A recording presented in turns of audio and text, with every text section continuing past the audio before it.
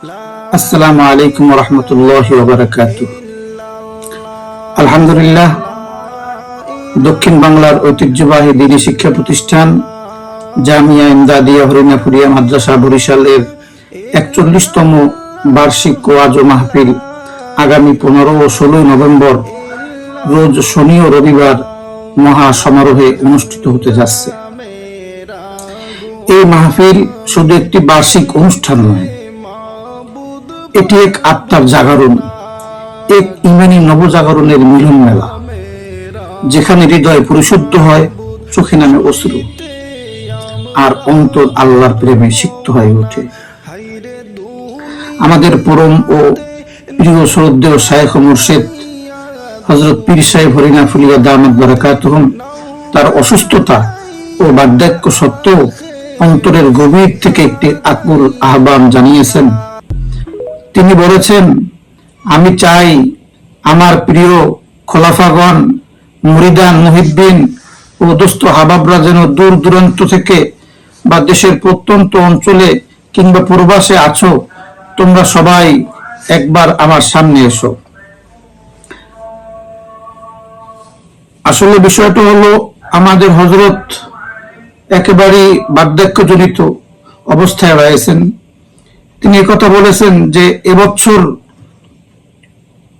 আমি বেঁচে আছি, হয়তো আগামী বছর আমি বেঁচে থাকবো না, সুতরাং আমার এক নজর তোমাদের দেখার প্রবল ইচ্ছা জেগেছে, সুতরাং তোমরা মেহরবানি করে একটু আমাকে দেখো, আমিও তোমাদেরকে দেখি। হুজুর বুক ভরা আশা নিয়ে আমাদের সকলকে আহ্বান করেছেন, তো আমরা সকলেই মাহফিলকে কেন্দ্র করে উপস্থিত হব।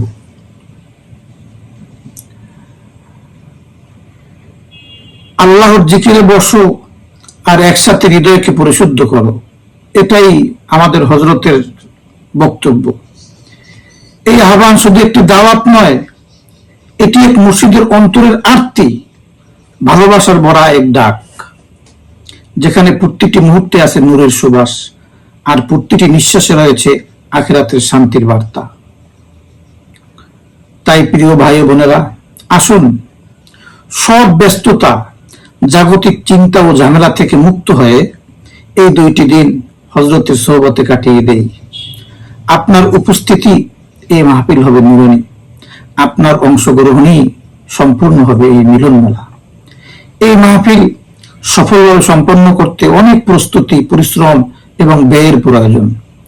দেশের বিভিন্ন প্রান্ত থেকে হযরতের খোলাফাগণ, মুরিদান সহ আগত মেহমানদের আপ্যায়ন, রহমতের এই আসরকে সুশৃঙ্খলভাবে সম্পন্ন করা, সব কিছুর জন্য দরকার আমাদের আন্তরিক সহযোগিতা।